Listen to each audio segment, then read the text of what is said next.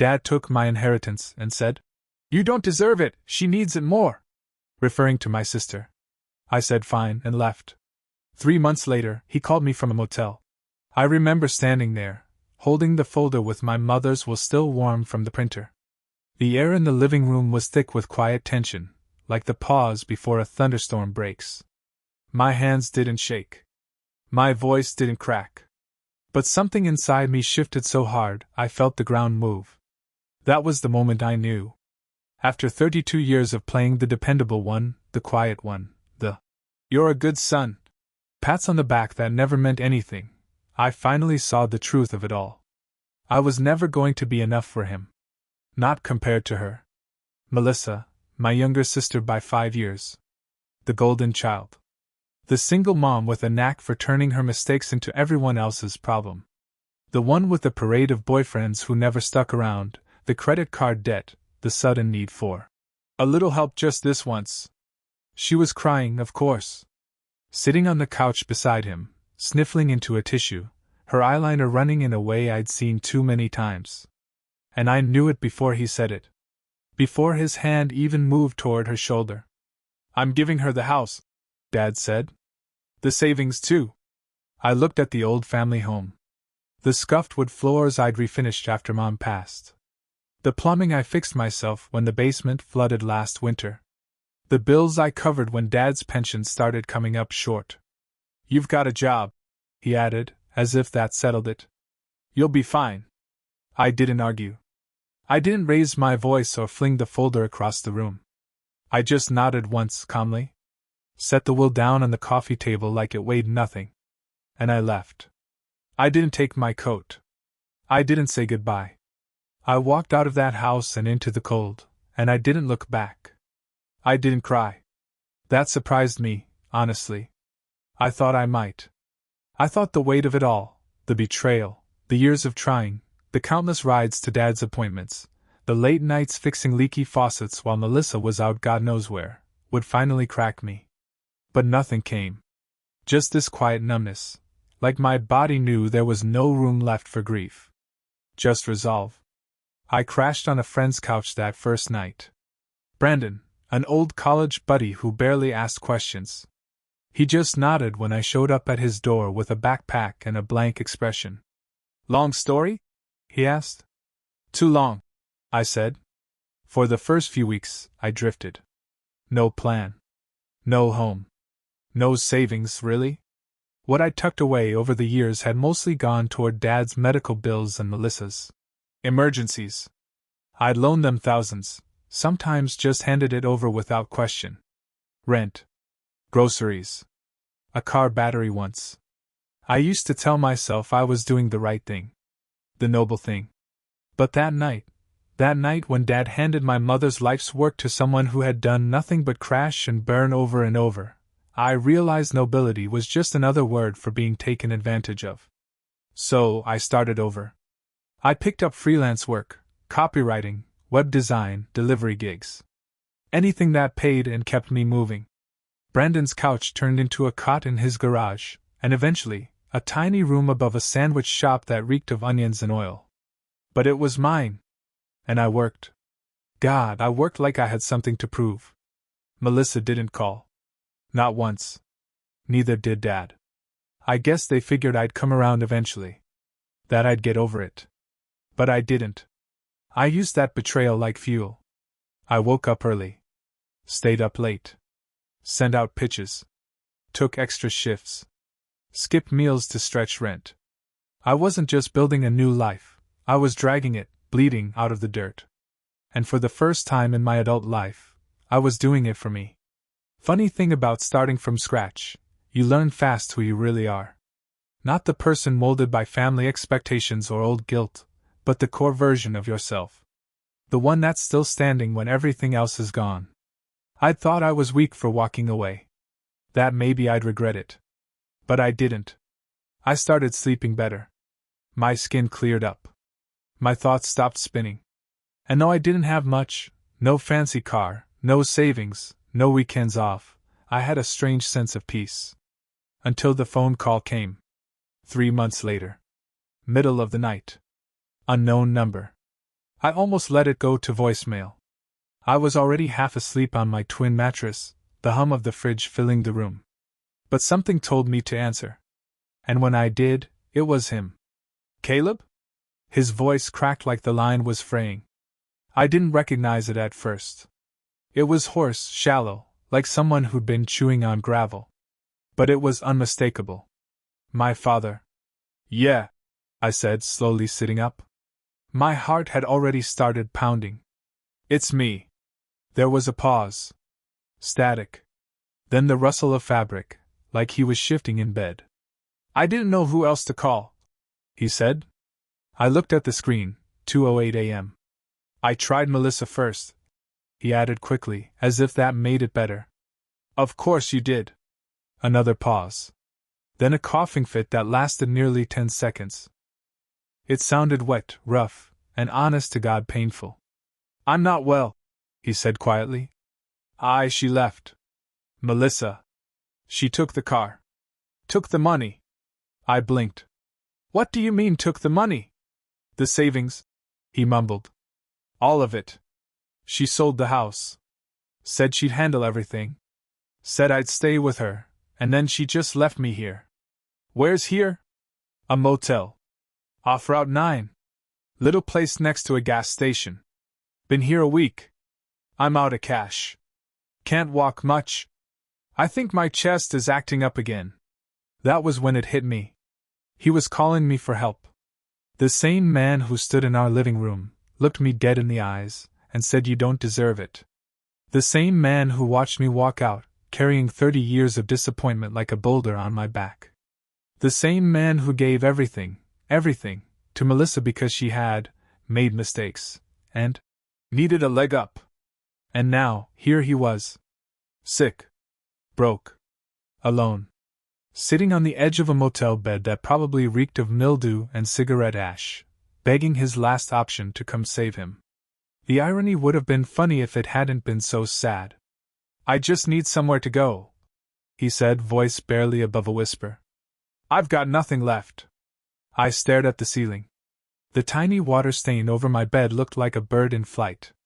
For a second, I thought of my mother. What she would have said. What she didn't say that day he rewrote her will. And then I remembered his words. You don't deserve it. So I leaned back, pressed the phone a little closer to my ear, and said calmly, clearly, You're right. I don't deserve this. But neither did Mom. I let that sit there. Let him feel it. Let him taste it. He didn't respond right away. I could hear the creak of the bed springs as he shifted, maybe sitting upright, maybe realizing what this really was. I don't have anyone else, he said, voice cracking. I know, I replied. Melissa made sure of that. Just like you made sure I'd never be your first call. There was nothing left to say. I didn't yell. I didn't curse. I just let him feel the weight of his own words crashing back down on him like a wave. And then I hung up. I sat there for a long time after the call ended. The kind of stillness that feels louder than noise. The motel number still sat in my recent calls like a bruise. I thought about deleting it, but I didn't. I just stared at it. Not out of guilt, no. But because part of me couldn't believe it had finally happened. He'd fallen. Melissa had vanished. The world had turned, and this time, it had left him behind. And I was the last name on a list he'd never wanted to dial. I didn't sleep the rest of that night. I just lay there, watching shadows drift across the ceiling. The past kept replaying in loops, my hands under the sink fixing his pipes, the groceries I left on the porch during winter, the pills I picked up when he forgot. All of it. Every thankless task. Every "You're a good son," muttered like it was an afterthought. Every birthday where Melissa got a gift and I got a phone call. They say betrayal doesn't always look like a knife in the back. Sometimes it looks like silence. Like being passed over. Like hearing, "She needs it more," after a lifetime of needing to, and never asking. But what really haunted me wasn't the betrayal. It was the fact that none of it surprised me. I had always known who I was in our family's story. The background character. The one who didn't get the spotlight, but kept the lights on. So when they finally pushed me out of the frame completely, I didn't fight it. I just walked away.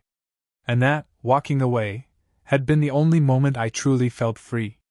Now, 3 months later, the man who handed the keys to my sister like a prize at a carnival was sitting in a motel, sick and alone, calling the son he thought would never stop giving. I thought I might feel pity. But all I felt was clarity. The next morning, I made coffee and opened my laptop. Emails. Invoices. A client looking for a logo revision. Life moving on. I sat down, finished my breakfast, and went to work. The world didn't pause for his consequences. He had made his choice. And now, I was making mine. It took a week before the motel stopped calling. At first, it was Dad. Then the front desk. Then some nurse from a nearby urgent care center who asked if I was the emergency contact. I told her calmly that I wasn't. Not anymore. They all said the same thing, in different ways. He's not well. He doesn't have anywhere else to go. He needs you. But no one ever asked what I needed. And isn't that the truth of it all? People like him, like Melissa, they take and take, always with some invisible promise that one day they'll see you. Appreciate you. Make it right. But that day never comes. They just keep reaching out, grabbing at you, trying to convince you that you're cruel for not handing over your last piece. He taught her how to do it. That realization came slowly, like a film lifting from my eyes. Melissa hadn't become this way overnight. She learned it, watched it. She grew up hearing his sighs of disappointment whenever I came home with an A instead of an A. She saw the way he'd shrug when I got promoted, but beam like a lighthouse when she got through a job interview. Even when she dropped out of college. Even when she got pregnant by a guy who ghosted her before the baby was born. She's struggling, he'd say. You're stronger. She just needs more help. But help became expectation. Expectation became entitlement. And somewhere in all that, I disappeared. I think that's what stung the most. Not the money. Not even the house. But the erasure. The way my hard work was invisible until it became convenient. But now I was writing a new script. The apartment above the sandwich shop wasn't much, but it was mine. The freelancing jobs were picking up. I'd landed a retainer client, a small startup in Denver, and they loved my work. I was saving. Slowly. Quietly. And for the first time in a long time, every dollar I earned stayed in my account. And every morning, I woke up without the weight of their needs on my shoulders. I didn't hate him. Not anymore. Hate takes energy. What I felt now was colder. Simpler. Like the door had finally closed and locked behind me. Whatever came next for him, he'd have to face it without me. A few weeks passed. The air turned crisp, leaves fell in heaps on the sidewalks outside my window, and I started noticing the things I'd forgotten to appreciate. Quiet mornings, strong coffee, the sound of my neighbor's dog barking at passing cars. Ordinary peace. That was new. Then, out of nowhere, I got a text. It wasn't from Dad. Or Melissa. It was from Owen. We hadn't spoken in years, not since college, not really. He'd been my best friend before life started taking sharp corners. We'd gone separate ways without much ceremony. He'd married, had a kid, moved to the suburbs. I stayed in the city, grinding it out. Heard about what happened. Melissa's been calling around. Guess she finally noticed you're not coming back. I stared at the screen. I didn't know who she'd been talking to or what version of the story she was spreading, but I didn't care enough to ask. She always knew how to control the narrative. Play the victim. If she was calling Owen, it meant she was getting desperate. I replied. Let her talk. I'm not interested. He texted back a few minutes later. Wanna grab a drink? On me. That night, I met him at an old dive bar we used to haunt in our 20s. It looked exactly the same. Dim lights, cracked leather booths, the same jukebox that hadn't played anything recorded after 1999. Owen raised his glass. To freedom? I smirked. To surviving your own family. We talked for hours. And it wasn't just about the mess. We talked about work, life, how strange it felt to be in our 30s and finally figuring ourselves out. He told me about his daughter, a firecracker of a 7-year-old who had just learned how to insult people in French. At one point, he leaned forward. "I always admired you, you know," he said. "Even when we lost touch. You worked harder than anyone I knew." That hit me harder than I expected. Because I realized I'd never once heard words like that from my own father. I nodded, suddenly aware of how thirsty I was, not for beer, but for honesty, connection, for someone to see me without strings attached. We paid the bill, stepped outside into the chilly night, and he clapped a hand on my shoulder. "Whatever happens next, you're doing the right thing, man." I walked home with that sentence echoing in my head. You're doing the right thing. Not out of spite. Not out of revenge. Just because it was finally time to protect myself. A few days after that night at the bar, I got a voicemail. It was from a number I didn't recognize, but I played it anyway. Curiosity's a stubborn thing. "Hi, Caleb. This is the manager at the Foxtail Motel. Your father listed you as an emergency contact. Again. He's still here. We've been letting him stay, but he's behind on payment. And he's not, well. Just thought you should know." I stood in the kitchen, hand gripping the phone like it might burn through skin. I didn't call back. Instead, I sat on the floor, staring at the wall. I pictured him alone in that dim, cigarette-scented room, eating stale vending machine snacks and wondering where it all went wrong. I wondered if Melissa had even glanced in the rearview mirror when she left. I wondered if he realized yet that choosing her didn't just cost him comfort, it cost him connection. He gave away everything, house, savings, trust, for a version of family that was never real. He thought neediness equaled love. That Melissa's chaos made her more deserving. And me? I was the safe bet. The reliable one. The son who didn't need. The son he could afford to lose. He gambled on the wrong child. But the funny thing is, I don't think he ever saw it as a gamble. I think deep down, he really believed she'd come through for him in the end. That enabling her would earn him loyalty. That favoritism was the same thing as love. That kind of thinking, it rots you from the inside. That night, I grabbed a box from the back of my closet. It was old, dusty, taped shut at the edges.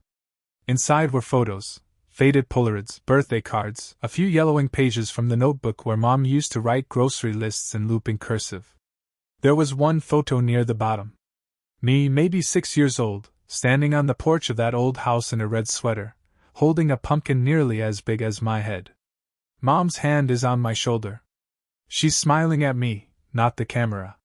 It's the kind of smile you don't fake. I ran my fingers over the edge of the photo. That house is gone. The savings are gone. But that moment? That still belongs to me. And that was enough. 3 days later, he called again. This time I answered. "Caleb." His voice was thinner now. Dry. Less gravel, more breathlessness. I said nothing. I just let the silence stretch. Let him feel the weight of it. "I don't know what to do anymore," he said. "I can't walk more than a few feet without wheezing. I haven't eaten since Tuesday. They say they're going to throw me out by the end of the week." I leaned against the doorframe of my apartment. Sunlight was spilling through the window. Warm. Soft. Clean. "Call Melissa," I said flatly. "I can't." "Why not?" There was a pause. I could almost hear him looking for an excuse. Trying to find one that didn't sound as pitiful as the truth. "She blocked me," he finally muttered. "She said I was dead weight." For a split second, my stomach twisted. Not out of sympathy, out of recognition. He had used those words before. "She needs it more. You'll be fine. You don't deserve it." Now he knew what it felt like to be discarded. Not needed. Not worthy of help. "Dad," I said quietly, "do you remember when Mom passed?" There was a silence. Then a soft, "Yeah." "Do you remember what she wanted? What she wrote down in the will?" He didn't respond. But I could feel the tension through the line. He remembered. "She wanted the house split fairly. She made that clear. He still didn't speak. You didn't just go against her, I said. You rewrote the ending of her story. You gave everything away to someone who hadn't earned it, and when I walked away, you didn't even ask why. I thought I was doing what was right, he said, his voice barely audible. She was struggling. We were all struggling. Another silence. I exhaled slowly. My chest felt lighter than it had in years. You made your choices, Dad, I said. And now you're living with them. So you're not coming? No, I said. I'm not. I didn't yell. I didn't cry. I just let him sit with the truth. Then I added, You once told me I didn't deserve anything. So maybe now, you'll finally understand what that feels like. And then I hung up. He didn't call again. I thought I'd spend the following days second-guessing myself, checking my phone, replaying the conversation in my head. But none of that happened. Instead, I went about my life like I'd closed a chapter. Not slammed it shut, just quietly turned the page. A week passed. Then 2. I never got another voicemail. No motel clerk. No late-night nurse. Just silence. I heard through an old neighbor that Melissa had moved to Florida with a new boyfriend.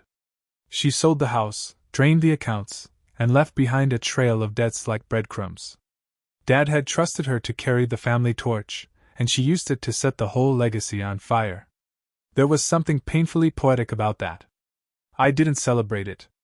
I didn't cheer her downfall. But I also didn't feel sorry. What I felt was distance. It was like watching a movie I'd already seen, one where I knew every line, every betrayal, every excuse before it even came. Meanwhile, life was getting better in small, quiet ways. I'd found a rhythm with work. Picked up 2 more clients. Started saving for a down payment, not on a big house, just a little fixer-upper with a porch and enough space to breathe. I met someone too, a graphic designer named Elise who asked more questions than she answered and never made me feel like I had to earn her attention. Funny how things fall into place when you're no longer bleeding yourself dry to hold someone else's life together. One evening, Elise and I were cooking dinner, chopping vegetables while music played low in the background, and she asked me something simple. Do you ever miss them? I thought about it. Really thought about it. I missed the version of them I thought they were, I said. But not who they turned out to be. She nodded. Said nothing. Just passed me the cutting board. And in that moment I realized. I wasn't angry anymore. I wasn't waiting for an apology. I wasn't holding my breath. I was just living. A month later, I got a letter. No return address. Just my name, written in my father's uneven handwriting. Inside was a single sheet of motel stationery. I was wrong.